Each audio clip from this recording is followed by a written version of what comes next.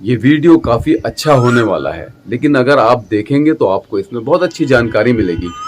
उससे पहले मैं आपको एक घटना जो भारत में बड़ी घटी है, निशिकांत दुबे, जिनकी कंट्रोवर्सी थमने का नाम नहीं ले रही है, उनके विरुद्ध नेताओं ने क्या बयान दिए हैं, पहले आप इन बयानों को सुनिए, उसके बाद मैं अपनी बात रखूंगा। निशिकांत दुबे ने कहा कि इस देश के मुख्य न्यायाधीश, the chief justice of India of the supreme court, वो गृह युद्ध के लिए जिम्मेदार है।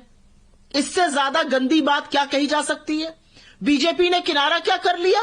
कहां शो कॉज नोटिस इशू किया? निकाल बाहर करिए कैसे आदमी को पार्टी से। आपकी तो पूरी पार्टी उसके बचाव में खड़ी हुई है, आपके मुख्यमंत्री उसके बचाव में ट्वीट कर रहे हैं। तो नड्डा जी, ये पैतरा पुराना हो चुका है। आप जो कहलवाना चाहते थे, आपने एक बड़बोले आदमी से कहलवा दिया और उसके बाद हाथ झाड़ लिया उससे कि भैया ये हमारा व्यू नहीं है। ये पैतरा पुराना हो चुका है। अगर आपका व्यू नहीं है तो उस आदमी को आज शाम तक अपनी पार्टी से निकाल दीजिए, शो कॉज नोटिस तो इशू करिए। और असलियत यह है कि इस आदमी ने तो देश की जनता को नहीं बख्शा था। इसने तो यह भी कहा था लोग फ्री फंड का खाना खा रहे हैं। महिला सांसदों को क्या शब्द कहते हैं वो मैं आपके कैमरा पर बोल नहीं सकती हूं। मुख्य न्यायाधीश को बोलने के बाद इसने ध्यान भटकाने के लिए पूर्व चुनाव आयुक्त को एक धर्म विशेष गाली बोली।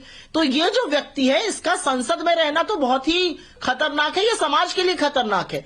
लेकिन बीजेपी ऐसे लोगों से भरी पड़ी है। क्या नड्डा जी की इतनी भी हैसियत नहीं है अपनी पार्टी में कि वो किनारा कर रहे हैं और आपकी सारी पार्टी उसके डिफेंस में खड़ी हुई है? मोदी जी, ये पैतरे पुराने हो गए हैं। असलियत यह है कि अगर हमारे देश में लेश मात्र भी कानून बचा है तो इस व्यक्ति को कड़ी से कड़ी सजा होनी चाहिए। इसको सदन में बैठने का कोई हक नहीं है। जो निशिकांत दुबे ने इस देश के लोकतंत्र के लिए, इस देश की न्यायिक व्यवस्था पर जो चोट की है, वो काबिले माफी नहीं है। उसकी कोई माफी हो नहीं सकती। लेकिन मैं फिर वही कहूंगा, क्योंकि भाजपा का, मोदी और अमित शाह का इस देश के संविधान में, लोकतंत्र में विश्वास नहीं है, इसलिए निशिकांत दुबे सिर्फ एक मोहरा है। वो सरकार का और भाजपा का एक मोहरा है। निशिकांत दुबे के मुंह से सिर्फ बुलवाया गया है और फिर वो अटेंशन डाइवर्ट करने के लिए उल जलूल दूसरे बयान देते हैं। पूर्व चुनाव आयुक्त को मुख्य चुनाव आयुक्त के बारे में कह देते हैं, उनके धर्म के बारे में कह देते हैं। आज कुछ लोगों ने लिखा कि जब पर्सनल टिप्पणी की तो निशिकांत दुबे ने अपनी व्याख्या एक ट्वीट के माध्यम से खुद की थी कि हाँ मैं क्या हूं। वो ट्वीट आज उनका बहुत वायरल हो रहा है। वो ट्वीट खैर उन्होंने जो है डिलीट कर दिया है कि मैं उसी प्रजाति का हूं। इनकी राजनीति धर्म पर चल रही है। ये धर्म की चाशनी के अंदर डुबो करके लोगों को, ये सारा देश इन्होंने आप लाखों करोड़ रुपया निवेशकों का डूब गया, उस पर बात करेंगे। निर्यात भारत का बर्बाद होने की कगार पर आ गया, उस पर बात करेंगे। नौजवान बेरोजगारी के आखिरी सीमा पर पहुंच गया, उस पर बात करेंगे। आप रसोई चलाना महिला को भारी हो गया, उस पर बात करेंगे। किसान तबाही के कगार पर चला गया, उस पर बात करेंगे। आरक्षण के नाम पर आपने सब चीजें खत्म कर दी। जो लोग आरक्षण का लाभ जिनको मिलना चाहिए था, उस पर बात करेंगे। आपको सिर्फ नफरत की बात करनी, धर्म की बात करनी, इसके अलावा कोई काम नहीं करना। और धर्म के नाम के ऊपर भी सिलेक्टिवली बात करनी। जब हमने कहा बद्रीनाथ केदारनाथ टेम्पल की जमीन भी छुड़वा दो, बद्रीनाथ केदारनाथ टेम्पल कमेटी की जो जमीन है, जो अरबों रुपए की जमीन है, आप उसे छुड़वा दो, उसके ऊपर आप बात नहीं करोगे। आपको तो जहां से नफरत निकलती होगी वहां बात करनी है, तो हम क्या बता दें। आर्टिकल 142 संविधान का है और उसके अंदर जो शक्तियां निहित हैं वो चेक एंड बैलेंस इसीलिए दिया गया था। चेक एंड बैलेंस इसीलिए दिया गया था।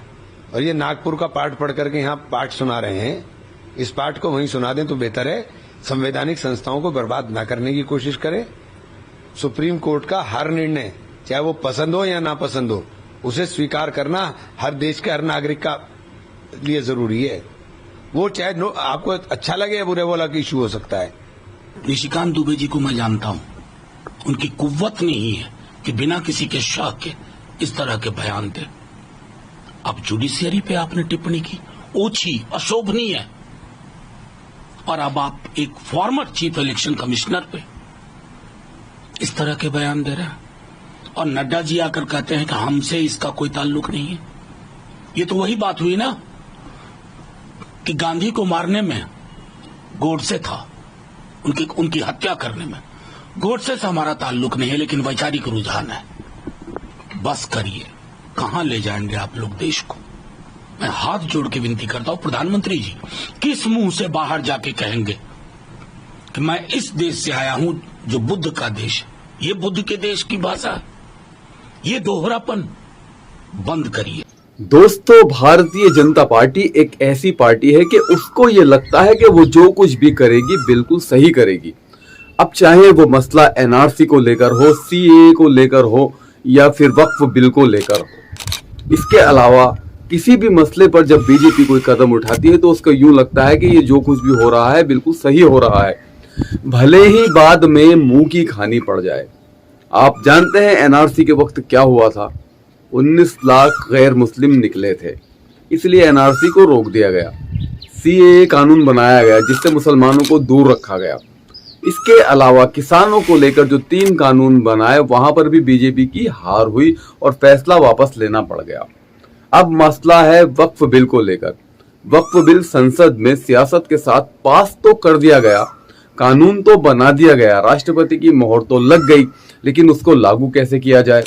क्योंकि उसी वक्फ बिल के खिलाफ मुसलमानों के जो नुमाइंदे हैं, जो बड़े बड़े नेता हैं और जो इंसाफ पसंद लोग हैं, उन्होंने देश के सुप्रीम कोर्ट में अर्जियां दाखिल कर दी हैं। क्योंकि जब संसद से इंसाफ नहीं मिलता तो फिर कानून की तरफ जाकर देखना पड़ता है। लेकिन भारतीय जनता पार्टी के नेताओं को इस पर भी ऐतराज है। भारतीय जनता पार्टी का एक बड़ा चेहरा, एक बड़े नेता निशिकांत दुबे को लेकर जो कंट्रोवर्सी चल रही है वो थमने का नाम ही नहीं ले रही है। निशिकांत दुबे ने सीजेआई संजीव खन्ना के खिलाफ जो बयान दिया है वो आग की तरह काम कर रहा है और इनके खिलाफ इस वक्त एक बड़े तबके के लोग हो गए हैं, जिनमें सियासी नेता हैं, आम जनता भी है और खुद इनकी पार्टी के लोग भी हैं। हालांकि बीजेपी ने इस बयान से अपना पल्ला साफ कर लिया है, झाड़ लिया है, लेकिन दोस्तों बीजेपी की सोच तो खुलकर सामने आ गई है कि वो क्या चाहते हैं। दरअसल निशिकांत दुबे ने जो बयान दिया है वो सिर्फ सीजेआई संजीव खन्ना के विरुद्ध नहीं है, बल्कि भारतीय न्यायपालिका के विरुद्ध भी जाती है। इस तरह के बयान देने से वो क्या साबित करना चाहते हैं? क्या देश में डिक्टेटरशिप लागू करना चाहते हैं? जो पीएम मोदी करेंगे वही सही होगा या जो भारतीय जनता पार्टी करेगी वही सही होगा? दरअसल दोस्तों, अंधभक्तों के अंदर एक आदत बहुत बुरी है। वो ये चाहते हैं कि वो जो कुछ भी हो उनकी मर्जी के हिसाब से हो। वो ये चाहते हैं कि वक्फ बोर्ड की जमीन को बिल्कुल अपने फेवर में कर लिया जाए, उस पर दांत गड़ा लिया जाए, उसको खा लिया जाए, खत्म कर दिया जाए। जिस तरह की खबरें वक्फ बिल पास होने के बाद निकल कर आ रही थी कि मुसलमानों की सारी प्रॉपर्टी ले ली जाएगी, ऐसा नहीं हो सकता है अब, क्योंकि सुप्रीम कोर्ट ने फिलहाल वक्फ बोर्ड को यथास्थिति बनाए रखने का हुक्म दिया है, आदेश दिया है। अगली सुनवाई 5 मई को होनी है। लेकिन जिस तरह से बीजेपी के खेमे में बौखलाहट दिखाई दे रही है, उससे तो यूं लगता है कि इन्हें सुप्रीम कोर्ट पर भरोसा नहीं है और जो फैसला हुआ है उसको ये मानेंगे भी नहीं इतनी आसानी के साथ। लेकिन दोस्तों, सुप्रीम कोर्ट से हमें उम्मीद है, जो भी फैसला आया हमने उसे कबूल किया। राम मंदिर के फैसले को ही ले लीजिए, मुसलमानों ने सर झुका लिया और मान लिया। लेकिन जो भी फैसला आए उसे मानना चाहिए, चाहे वो बीजेपी हो, कांग्रेस हो, कोई भी हो।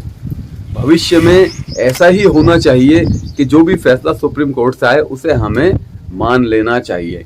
लेकिन बीजेपी के नेता कैसे मानेंगे भाई, कैसे मानेंगे? पिछले 14 साल से इनको जो आदत लग गई है वो यही आदत लग गई है कि जो कुछ भी करो वो सफल हो, वो हो जाना चाहिए, लेकिन हो नहीं पाता है। ऐसा ये एक अलग बात है, क्योंकि भारत एक बड़ा लोकतांत्रिक देश है और इस देश की एकता को इतनी आसानी से तोड़ना बहुत मुश्किल है। दोस्तों, लोग समझ रहे हैं, लेकिन कब समझेंगे ये हम नहीं कह सकते। इस वक्त भारत की संप्रभुता को बचाने का वक्त है, भाईचारे को बचाने का वक्त है, गंगा जमनी तहजीब को बचाने का वक्त है और लोग जो अच्छे हैं वो इसी काम को कर रहे हैं।